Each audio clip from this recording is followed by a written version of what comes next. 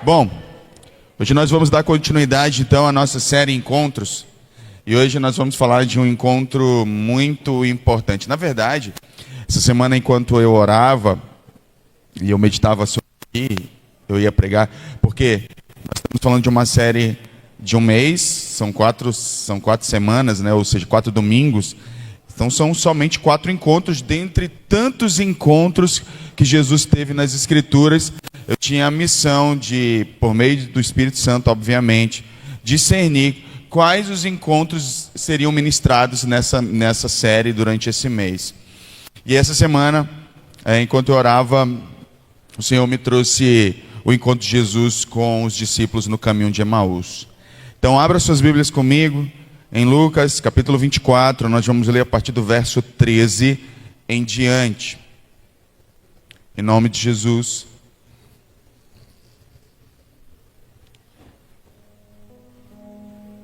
Quem achou diz amém. Quem não achou diz me espere, por favor. Espero, com toda certeza.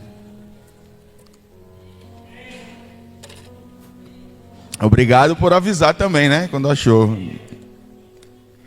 Glória a Deus. Então vamos lá, nós vamos ler esse texto, depois nós vamos meditar sobre ele. Diz assim o texto: naquele mesmo dia, 2 deles estavam indo para um povoado chamado Emaús, a 11 quilômetros de Jerusalém.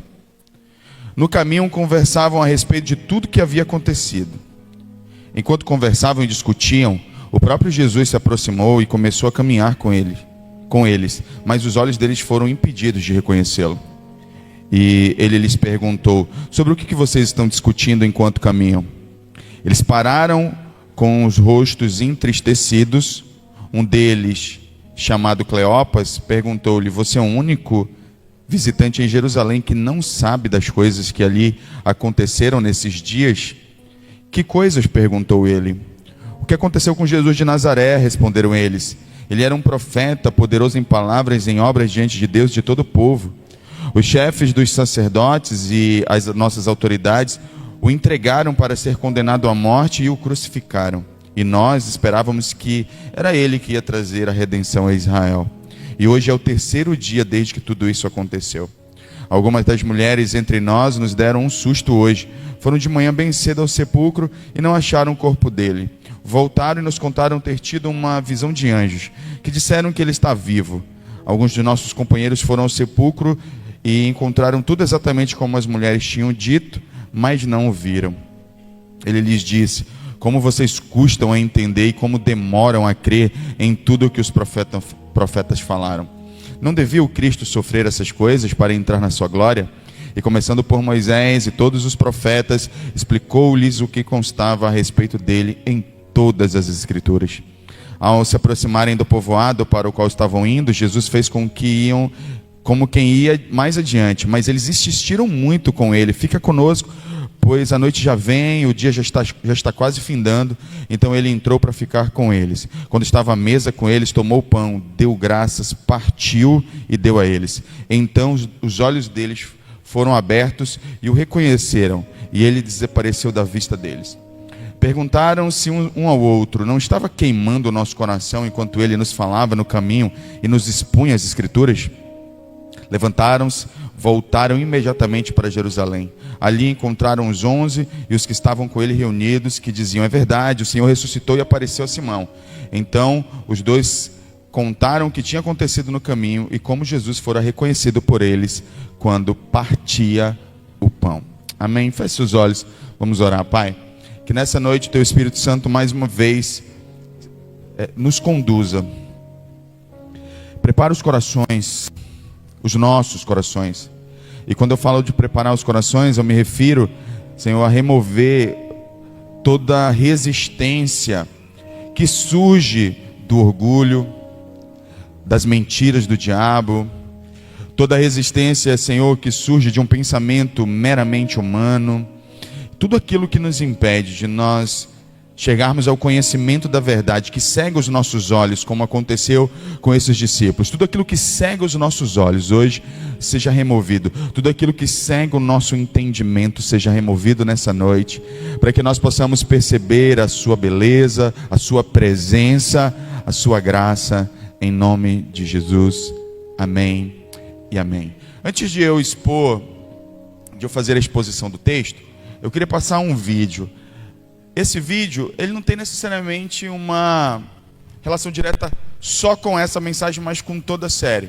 E eu queria que nós refletíssemos sobre isso, sobre o fato de que Jesus, ele nos encontra de um jeito sempre, e é impossível, pelo menos deveria ser para nós cristãos, impossível sair da presença dele da mesma forma. Então pode colocar, por favor, o vídeo aí, em nome de Jesus.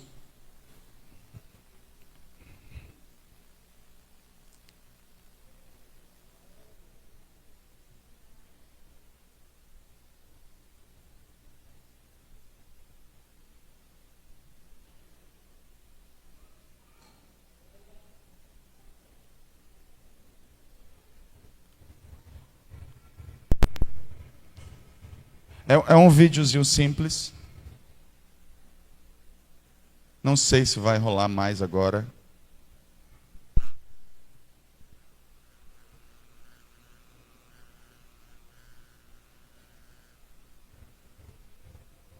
Tá bom, deixa. É sempre uma luta, né? Tá, o que era o vídeo? O vídeo era uma cena do The Chosen, onde Maria Madalena está conversando com Nicodemos, e ele pergunta o que aconteceu com ela, porque ela estava tão diferente, né? E ela disse assim, olha, eu não posso nem dizer, porque ele disse que ainda não era o tempo dele se manifestar, mas eu posso dizer uma coisa, eu era de um jeito, e agora eu sou de outro jeito. E o que aconteceu entre uma coisa e outra foi ele. Eu acho essa cena linda, maravilhosa, porque ela, em poucas palavras, consegue definir o que o encontro de Jesus deve fazer. O que o encontro com Jesus deve fazer em nós. Nós deveríamos ser de uma forma. E depois de encontrar com Ele, nós deveríamos assumir uma nova forma. Como a série tem proposto essa reflexão, infelizmente, e eu não falo isso com nenhuma alegria, isso não tem acontecido. Ele me chamou de... Vocês decidem. Pois é, eu estou pensando aqui. Te passa ou não passa? Ali, ó. Então, atendendo a pedidos. Agora vai. É bem simples, é só reflexivo mesmo. Maria. E ele disse que eu sou dele. Eu fui redimida. E foi só isso? Quem fez isso? Eu não sei o nome dele. Mas mesmo se eu soubesse, não poderia dizer. Por que não? Seu tempo de ser conhecido ainda não chegou. Eu nem sei porque estou contando isso pra você. Nem eu mesma entendo. Mas eu posso dizer o seguinte. Eu era de uma forma. E agora sou completamente diferente. E o que aconteceu entre uma coisa e outra foi ele. Aleluia.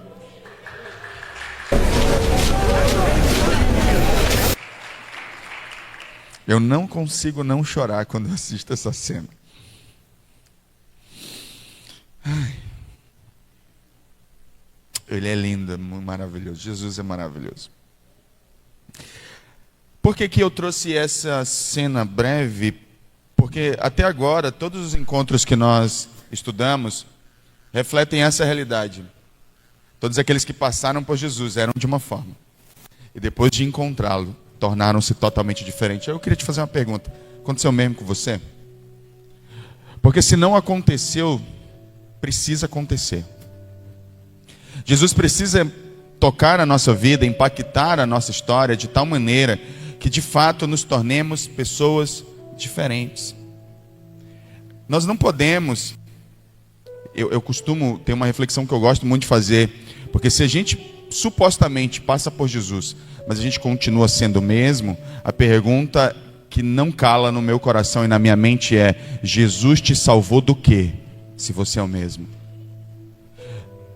Aí, na verdade, nós vamos descobrir, né, por uma linha de raciocínio óbvia até, de que no final das contas, Jesus não passou por nós. Nós gostamos da ideia de servir um Deus que vai resolver os nossos problemas, ou suprir e atender as nossas expectativas. Agora sim, vai começar a ter a ver com o que nós vamos estudar aqui hoje. Embora eu sei que vocês já ouviram muitas mensagens, eu mesmo já preguei sobre os discípulos no caminho de Emaús, e eu nem tenho a intenção de trazer algo novo, embora eu ache que tem algo diferente aqui, que eu ainda não falei aqui, mas pode ser que você ouviu em outro lugar e está tudo certo, glória a Deus. O importante é você ser ministrado pela palavra. Talvez eu só precise trazer à memória aquilo que você já sabe. Mas até chegar lá, eu quero reprisar, eu quero seguir ponto a ponto do que acontece aqui com os discípulos no caminho de Emaús, porque é muito interessante. Tem muita lição interessante. Eu decidi, por meio do Espírito Santo, trazer essa reflexão pelo seguinte: por que primeiramente que eu quero que a gente entenda, por que nós vamos refletir hoje sobre o encontro de Jesus com os discípulos no caminho de Emaús? Porque, na minha opinião, esse é um dos encontros mais relevantes para a nossa história. Por quê? Porque, na minha opinião, pois ele trata de frustração e desânimo, que é, hoje, um dos principais motivos de esfriamento na fé de alguns cristãos. Porque as circunstâncias da vida, porque as expectativas foram frustradas, normalmente nós nos encontramos frios, desanimados. Nós sempre temos a tendência de ser cristãos muito mais celebrativos, alegres, quando tudo vai bem na nossa vida. Basta uma coisa dar errado, que toda alegria vai embora, que todo ânimo desaparece, porque tudo isso está fundamentado em circunstâncias, não em uma pessoa.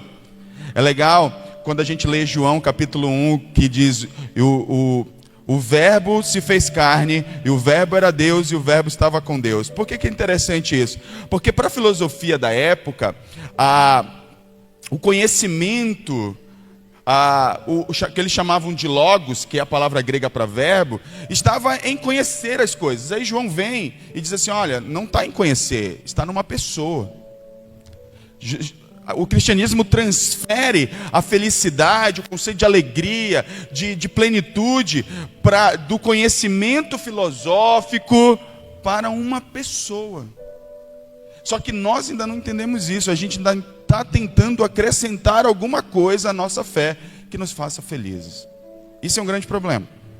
Isso é um grande problema porque o que Jesus procura é exatamente pessoas, homens e mulheres, filhos, que estejam dispostos, ou melhor, que compreendam a beleza que há na própria relação com Cristo, sem acrescentar nada, crendo verdadeiramente que tudo que vier após isso é acréscimo.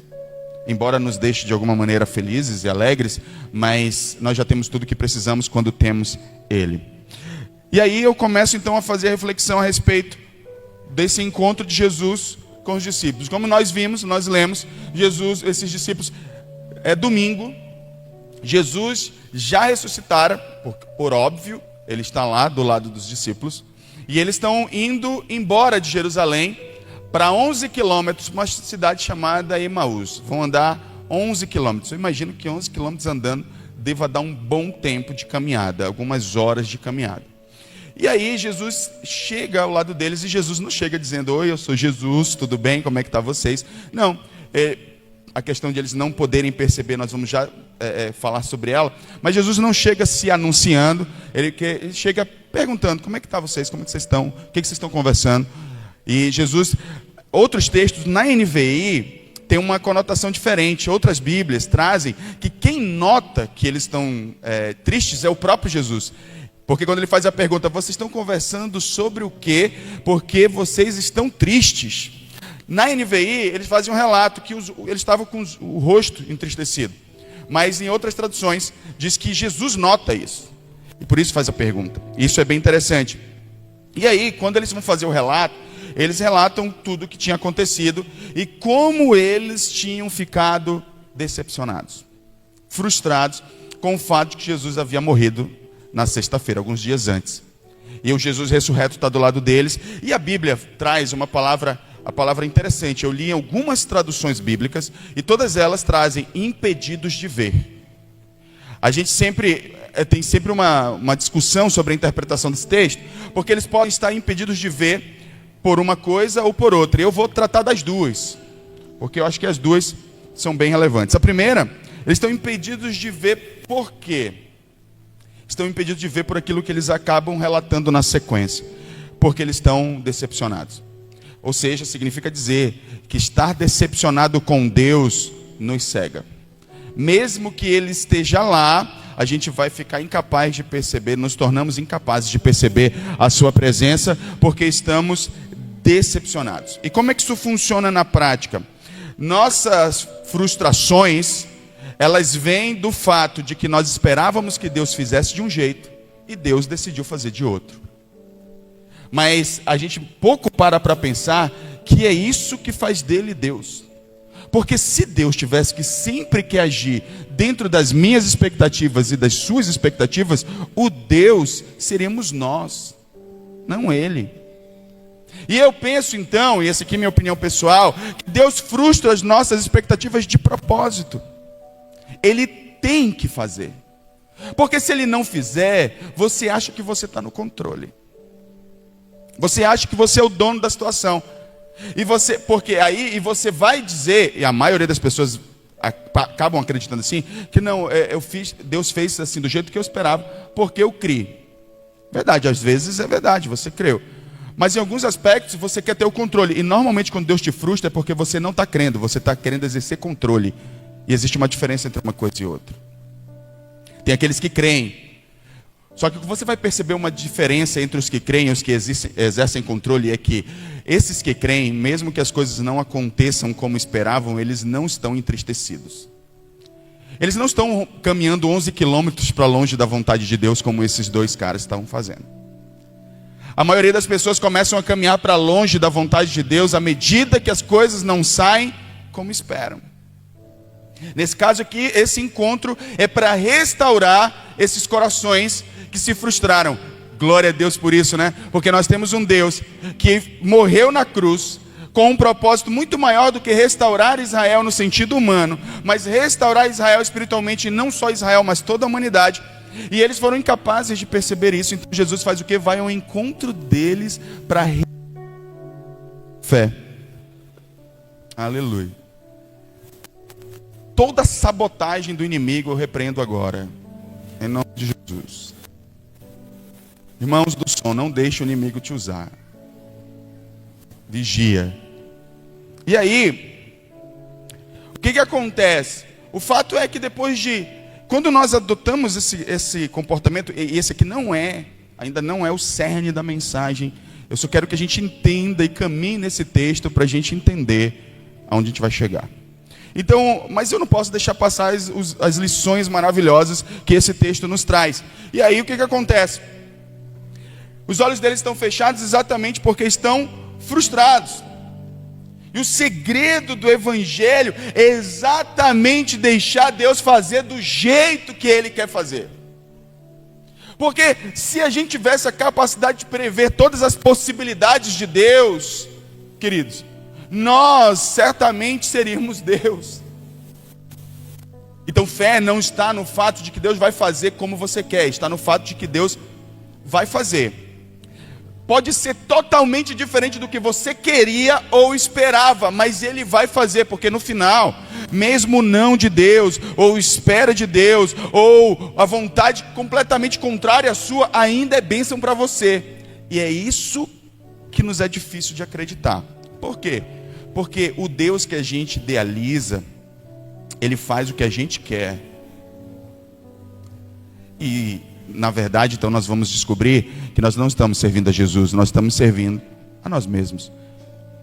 E aí nós precisamos então deixar Lucas capítulo 18, coloque esse texto aqui na tela, por favor. Lucas 18, ele diz assim: eu digo a vocês que Ele lhes fará justiça e depressa. Contudo, quando o Filho do Homem vier, encontrará fé na terra. Qual é a reflexão que eu quero trazer? Eu vou te dar um contexto. Jesus está contando a parábola do juiz iníquo. Fala de uma mulher que procura um juiz. Jesus está querendo ensinar a seguinte lição: ore sempre, sem nunca esmurecer. E a conclusão, ele conta entre essa primeira afirmação, que está no versículo 1 do capítulo 18. Jesus ensina-lhes essa parábola para lhes ensinar a orar e nunca esmurecer. Aí ele conta a história do juiz iníquo, uma mulher que vai bater na porta de um juiz que é mau, que não se importa com ninguém, mas ela, de tanto insistir, ela consegue então a resposta que ela esperava desse juiz. E aí Jesus, no versículo 17, coloca o 17 aí rapidinho. Versículo 17. Aliás, versículo 7, desculpa, 7. Acaso Deus não fará justiça aos seus escolhidos que clamam a Ele dia e noite, continuará fazendo-os esperar? E a resposta de Jesus, e aqui é uma parábola de contraste: se um juiz iníquo é capaz de fazer coisas boas por alguém que insiste tanto, quanto mais o Senhor. Agora, a pergunta final de Jesus no verso 8 é: encontrará fé na terra? Essa pergunta ela tem um propósito, porque ela está dizendo que perseverança ela tem que ser fruto de fé, e não de insatisfação. A maioria de nós, a gente persevera em busca do resultado, e não em busca de estabelecer a vontade de Deus em nossas vidas. Isso faz toda a diferença. Portanto, se nós queremos realmente viver o Evangelho, nós precisamos deixar passar por nós Jesus, e deixar que Ele faça do jeito que Ele quiser fazer. Inclusive, se Ele não quiser fazer. Caso contrário, Ele não é Deus. Se Ele não tem o direito de fazer o que quer, como quer e no tempo que Ele quer, Ele não é Deus, você é. Se você está no controle, tá, mas eu fico tão chateado. Ok, eu te entendo ficar chateado com aquilo que você não esperava. Ou quando algo acontece que você gostaria que fosse o contrário. Ninguém gosta de passar por dores nessa vida. Ninguém gosta de passar por situações difíceis. E é lógico que o primeiro pensamento é pensar: se eu sou filho de Deus, então não deveria acontecer isso comigo. Tudo bem, eu até entendo. Eu acho que Deus também entende a gente pensar assim, porque eu também já pensei assim. Só que quando a gente vai refletindo mais profundamente à luz da Bíblia, e a gente consegue então construir uma linha de raciocínio bíblica, a gente entende que fé é deixar que Deus faça do jeito que Ele quiser, acreditando que no final vai dar tudo certo, mesmo que as coisas não saiam como a gente espera. Isso é fé. Caso contrário é controle. Pois bem, e aí a pergunta que eu quero responder também nessa noite é: se alguém está com o coração frustrado nesse sentido, decepcionado, qual é o remédio para essa frustração e decepção? O próprio Jesus aponta no texto. Porque o que Ele faz com os discípulos? Ele passa a ensinar-lhes desde Moisés, ou seja, Gênesis, Êxodo, Números, Deuteronômio, desde o Pentateuco até os profetas. Jesus dá uma verdadeira aula de Bíblia para eles. A primeira coisa que a gente precisa entender para curar a decepção é: aprenda a ler a Bíblia e interpretar corretamente a Bíblia. Porque se você criou expectativas erradas, é porque você nunca leu a palavra. É o que Jesus está comunicando para eles. Sabe por que você espera? Eu vou parafrasear Jesus aqui, dentro da minha interpretação. Como se Jesus estivesse dizendo o seguinte: vocês esperaram isso porque não leem a Bíblia. Porque se lesse certo, vocês perceberiam que isso aqui já estava previsto para acontecer. Predito. Significa dizer que boa parte das minhas expectativas irreais e das suas expectativas irreais a respeito do que Deus deve fazer no seu entendimento, vem do fato de não lermos a Bíblia e de criarmos expectativas baseadas em algum mito, em alguma história de fada, conto de fadas, onde vem aquele Deus que resolve as nossas coisas assim, de maneira milagrosa, de algum conto de fada, ou então de focar em aspectos bíblicos que nos agradam, sem entender os pormenores de como Deus age, sem entender os pormenores de determinados milagres que Jesus realizou. Você vai perceber, por exemplo, vou dar só um exemplo.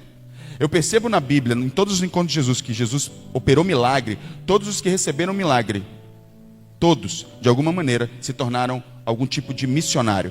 Eu te pergunto: se Deus fazer um milagre na tua vida, tu se torna missionário amanhã? Não, porque tem gente que recebeu milagre aqui e não prega o Evangelho. Mas quer milagre atrás de milagre, atrás de milagre. E eu percebo que uma das condições é que Jesus conhece o coração daqueles que vão se engajar na missão para operar milagres. Basta fazer uma análise bíblica. Você pega a mulher samaritana, você pega o gadareno, demoniado. Você pega o cego de nascença. O cego de nascença, ele vai ser questionado.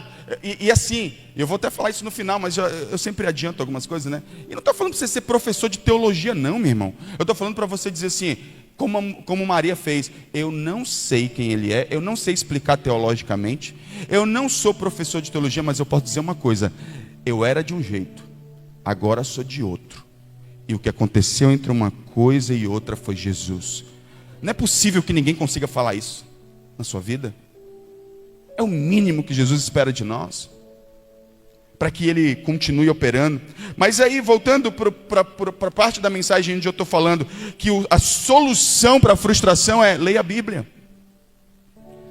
Entenda as Escrituras do ponto de vista de Deus. A palavra de Deus é fonte de toda a revelação de Cristo e da sua vontade. Então, não acredite no Evangelho que coloca você no centro. Esse Evangelho é mentiroso. Tanto é que lá na frente os discípulos dizem assim: o nosso coração não queimava enquanto Ele expunha as Escrituras para nós.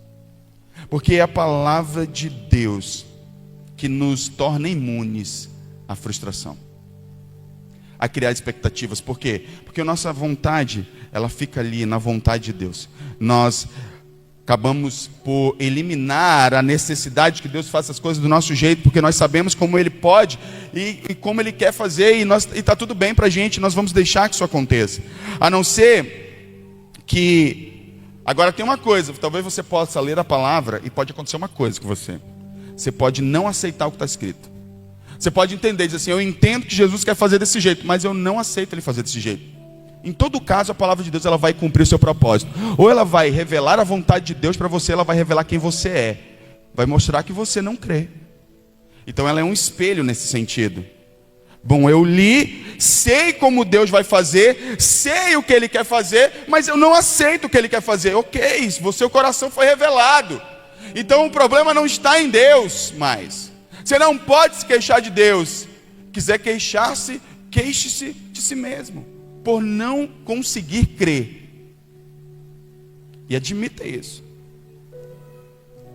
Por quê? Porque Jesus, a palavra dele está revelando o que Ele quer, a vontade dele, mas se você não aceita, aí é outra história. Então, lá em João 3,19, tem uma coisa interessante também. Olha o que diz aqui, João 3,19. Coloca aí na tela, por favor.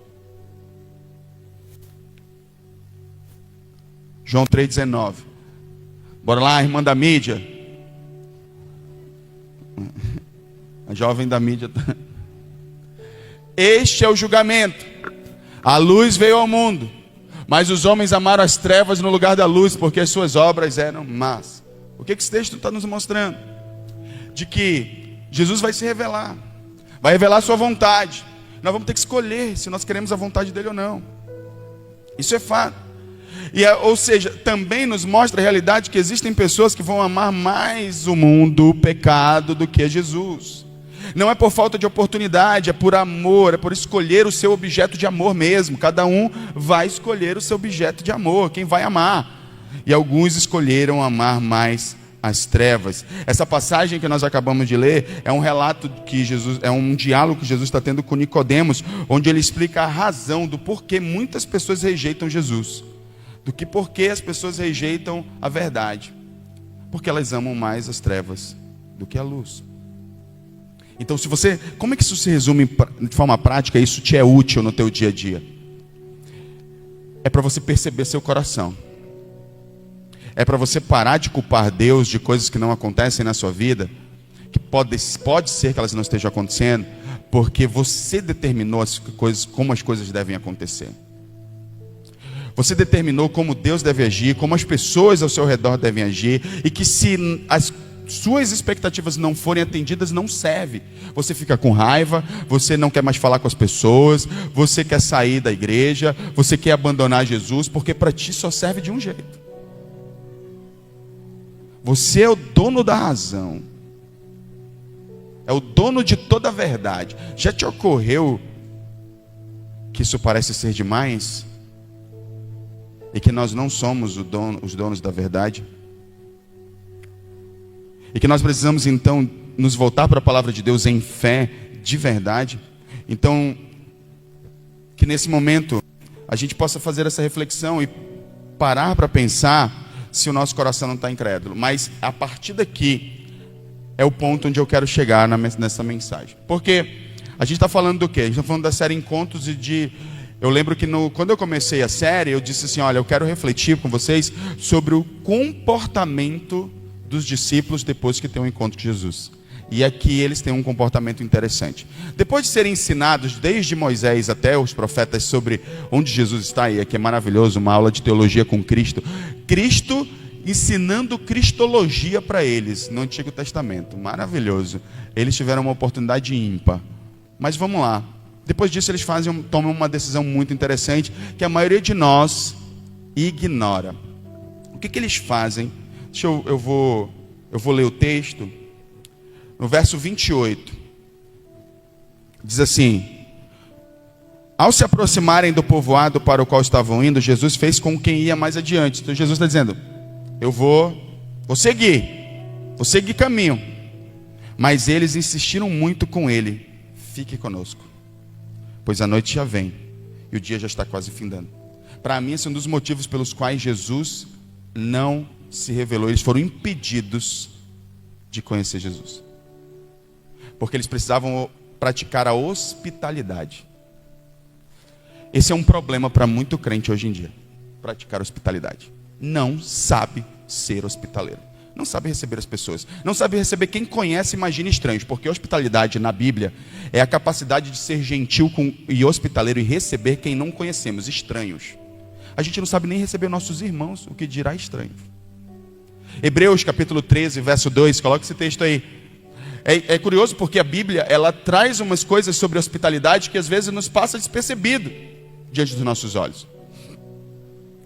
Não se esqueçam da hospitalidade, pois foi praticando-a que, sem saber, alguns acolheram anjos. No caso deles, acolheram o próprio Cristo, sem saber. Quando eu leio no início que os olhos deles foram impedidos, obviamente tem essa vertente que eu acabara de falar para vocês, de que pode ser que os seus olhos estavam impedidos porque eles estavam frustrados. Isso também faz parte. Mas também há um propósito para além disso, que é, eles precisavam praticar a hospitalidade. Eles poderiam deixar Jesus ir. Jesus acaba de dar uma lição para eles, porque quando Jesus não é muito sutil, quando os repreende no verso 25, dizendo, como vocês custam a entender e como demoram a crer em tudo que os profetas falaram. Ele é incisivo. E eles poderiam então, de forma egoísta e de forma orgulhosa, simplesmente deixá-lo ir. Mas eles não fazem isso. Eles disseram, fica conosco. Um estranho, porque Jesus até este momento ele é um estranho. Aí eu queria fazer uma reflexão com você. A hospitalidade, a gente precisa pensar por que a hospitalidade é tão importante assim. A gente vai dando, mas antes disso eu quero mostrar alguns textos bíblicos. Romanos capítulo 12, do verso 10 até o verso 13, diz o seguinte: dediquem-se uns aos outros com amor fraternal, preferindo dar honra aos outros mais do que a vocês. Verso 11 primeiro. Nunca falte vocês os zelos, antes sejam fervorosos no espírito, servindo ao Senhor. Não, é Romanos 10, está em Romanos 12. Não, é 12 mesmo, está certo. Alegrem-se na esperança, sejam pacientes na tribulação, perseverem na oração. O verso 10, ele fala sobre o amor que nós devemos ter uns para com os outros. 1 Pedro capítulo 4, verso 9, eu vou ler em sequência. Sejam mutuamente hospitaleiros, sem reclamação. Mateus 25, 35, diz o seguinte: pois eu tive fome e vocês me deram de comer, tive sede e vocês me deram de beber, fui estrangeiro e vocês me acolheram. Hospitalidade. Hospitalidade. A hospitalidade, ela não está relacionada com caridade, como a maioria de nós acha. Ela é um princípio espiritual poderoso que transmite amor, que revela amor, que possibilita comunhão. A maioria de nós não tem atentado em ser hospitaleiro. Aí eu vou fazer uma reflexão. Sabe, você é o tipo de irmão que você não gosta de receber as pessoas em casa. Você não é uma pessoa que se alegra quando te visitam, quando vão até você. E aí quando a gente vai desdobrando esse conceito, isso também acaba recaindo no fato de que você não gosta de ouvir pessoas, não gosta de estar com pessoas, de ter conversas e bons diálogos, inclusive sobre a palavra de Deus. A palavra no original ela é filoxenia, que é amar desconhecidos. E a gente não tem conseguido amar nem os conhecidos. E aí é a grande questão aqui que a gente precisa entender nesse texto. Quando Jesus passa por nós, depois de ter exposto as Escrituras, a Escritura ela é a base de tudo. Mas depois de terem seus corações aquecidos, uma coisa eles fazem: fica aqui em casa. Eu sei que talvez a maioria de nós, e o tempo que a gente vive, acolher pessoas na nossa casa é bem desafiador. Principalmente quando a gente não conhece. Devido várias coisas que nós já vimos acontecer. Porém, a gente pode ser hospitaleiro mesmo tomando devidos cuidados. Isso vai significar que nós estamos prontos para a comunhão com Cristo. Pessoas que praticam hospitalidade, elas tendem a ter maior comunhão com as pessoas. E essa comunhão, ela é a base para a comunhão dele com Cristo. Porque não tem como eu nascer de novo e ter um encontro com Jesus e não gostar de pessoas. E não gostar de estar com pessoas. Eu quero falar ao seu coração, meu irmão, minha irmã, que tem dificuldade de se relacionar com pessoas. Você precisa abrir o seu coração. Talvez esse tenha sido um impedimento, porque a semelhança desses homens aqui, que estavam cegos por inúmeros motivos, pela frustração, pela decepção, mas também não tiveram a percepção deles aberta a respeito de Jesus, para que eles pudessem ter a oportunidade de praticar a hospitalidade para alguém que eles não conhecem. O que acontece quando eles recebem Jesus? Eles sentam à mesa. Mesa é lugar de comunhão. Aí acontece uma coisa maravilhosa. Jesus, vou ler o verso 20, o verso 30, se você puder colocar no data show, diz assim o texto: quando estavam à mesa com eles, tomou o pão, deu graças, partiu e deu a eles. Então os olhos deles foram abertos e o reconheceram, e ele desapareceu à vista deles. A oportunidade de ter Jesus sentado à mesa, partindo o pão, só seria possível por meio da hospitalidade. Existem certas oportunidades que Deus quer abrir na sua vida, que você só vai viver se você for uma pessoa hospitaleira. Tem certas revelações que você só vai obter por meio do relacionamento, da comunhão. Não adianta querer fugir de relacionamento. Não adianta querer ser uma pessoa fechada, querer se fechar para as pessoas, porque você teve experiências ruins na vida. Quando você se fecha por causa de uma experiência ruim, você também se fecha para experiências boas. Nem todo mundo é mau, nem todo mundo vai te decepcionar, nem todo mundo vai te frustrar, nem todo mundo vai te trair. Existem pessoas que Deus vai usar para te abençoar, para trazer mais revelação dele, para que os seus olhos sejam abertos. Mas você está fechado. E aí, por que isso tem a ver com a nossa série? Entendendo que encontros transformam. É porque existe uma igreja completamente individualizada, que não entende o poder do nós, da comunhão, do estar junto. Isso é muito sério. A Bíblia diz que aquele que se isola insurge-se contra a sabedoria. Não adianta você querer andar sozinho. Você precisa de ajuda. Você precisa abrir a porta do seu coração, mas também da sua casa. Da sua casa para as pessoas. Para que as pessoas acessem, para que elas sentem à mesa, para que você compartilhe vida. Eu não gosto de falar da minha vida para ninguém. Você vai continuar exatamente onde está, no mesmo lugar. Porque vida cristã é comunhão, é partir de vida. Olha só, quando foi que os olhos deles foram abertos? Jesus senta à mesa e parte o pão. A Bíblia é clara, inclusive o apóstolo, os discípulos, quando vão encontrar com os outros, ele deixa claro, no último versículo, no 34, ele diz: é verdade, o Senhor ressuscitou e apareceu a Simão. No 35, então os dois contaram o que tinha acontecido no caminho e como Jesus fora reconhecido por eles quando partia o pão. Querido, a gente precisa entender que é na comunhão. O partir do pão é uma realidade espiritual poderosa, é o compartilhar, é o partir a vida. Não há vida espiritual para gente egoísta, para pessoas que se dividem, que se afastam, que se isolam. Nós precisamos andar juntos. Precisamos superar as nossas diferenças. Irmãos,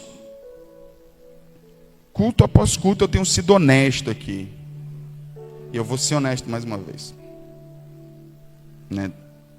Eu não estou dizendo que eu sou perfeito. Mas o que tem de pessoas que tem problema com o outro e não vai se resolver com o outro e fica falando com outras pessoas, não é brincadeira, irmãos. A gente precisa sentar, olhar no olho do irmão e dizer: meu irmão, vamos resolver a coisa. Você não pode se sentir cristão tendo problema no coração com alguém. Não é possível, não é possível. Não é possível que você esteja confortável sentado nessa cadeira, sentindo-se um cristão pleno, quando você tem problema com gente. Não é possível. Que você não é capaz de ter maturidade de sentar com o irmão, um ouvir o outro. Não é possível, irmãos. Isso não é cristianismo. A gente vai viver como religiosos nesse lugar.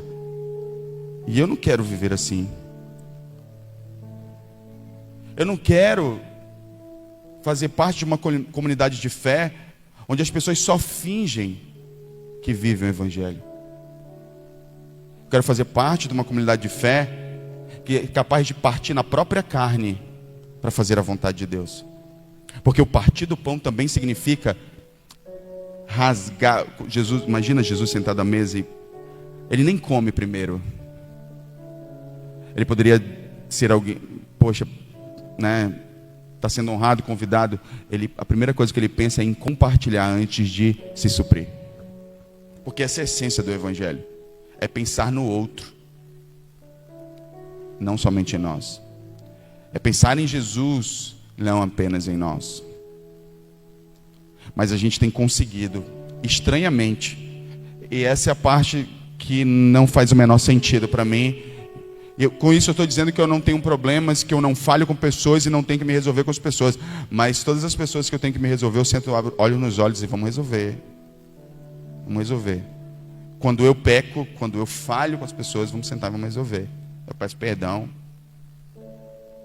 Eu digo o que machucou, eu digo onde doeu. E a gente resolve. Mas é assustador como tem gente que domingo após domingo, estava até pensando esses dias, e hoje, na verdade, enquanto eu meditava nessa palavra, eu estava pensando em mudar o nosso formato de ceia. Biblicamente, não existe um formato de ceia definido. Qual é a ceia bíblica? Na Páscoa, Jesus sentava com os discípulos, sentou à mesa. Isso aqui também é um tipo da ceia. Jesus sentou à mesa e partiu o pão com os seus discípulos. Eu penso que a gente vai fazer ceias aqui, se não semanais, mensais nas casas, para ver se a gente tem comunhão. A gente separa em grupos, fulano, beltrano, não é só as redes com a rede, não. Pessoas diferentes com pessoas diferentes. Senta lá, vamos sentar e vamos para a mesa do Senhor, vamos ceiar e vamos resolver nossos problemas. Você imagina como seria maravilhoso esse negócio? Eu penso, ia doer, ia constranger muita gente, pessoas certamente diriam não quero, mas seria poderoso sentar, olhar nos olhos e resolver as pendências, praticar a hospitalidade, nos alegrarmos uns com os outros, como nós seríamos igreja no sentido mais bíblico possível. Mais bíblico possível. E assim nós seremos transformados. Nós precisamos deixar que Jesus faça isso. Sabe, revelação não vem sem partilha. Por que talvez você não tenha revelação da palavra de Deus? Por que às vezes você questiona, Deus não fala comigo? Você vive de forma egoísta. Deus não se revela para pessoas egoístas. Deus não fala com pessoas egoístas, até que se arrependa. Porque o pecado, ele faz separação entre nós e Deus. E egoísmo é pecado. Guardar mágoa é pecado. Tudo isso é pecado. E nós precisamos guardar rancor, é pecado. Maledicência é pecado. Nós precisamos nos arrepender. E eu falo por mim, começa comigo. Entende? Nós precisamos tomar uma decisão na nossa vida. Porque isso tem impedido a revelação de Cristo nos nossos corações. Nos faz cegos. Isso nos faz cegos. A maneira como nós lidamos com o nosso irmão, que está sempre cheio de raiva, está sempre cheio de insatisfação, está sempre cheio de rancor. É engraçado porque eu acompanho a vida da igreja, e às vezes é curioso ver um irmão com raiva do outro irmão, porque o irmão não serviu como deveria servir. E a gente achar que a gente está agradando a Deus com isso. É impressionante o nível de cegueira. Impressionante. A gente não consegue parar e pensar, peraí, a forma como eu trato com o erro do meu irmão é mais espiritual do que o meu cuidado com o serviço em si. O nível de cegueira espiritual que a gente vive. Onde a gente coloca o fazer acima do outro. Meu irmão, isso não é bíblico. Está errado. Com isso eu não estou dizendo que a gente tem que aceitar que as coisas sejam feitas de qualquer jeito. Mas isso muda o trato. Isso muda a forma. Isso muda a maneira como você vai conversar, falar, expor, tratar. Muda tudo. Entende? Enquanto isso não acontecer, nós estamos carentes de revelação.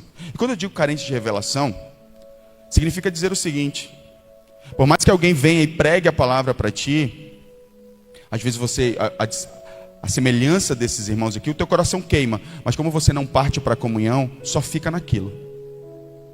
Rapidinho se perde. Qualquer outra proposta surge, você perdeu a palavra, você perdeu o interesse, e você não consegue avançar.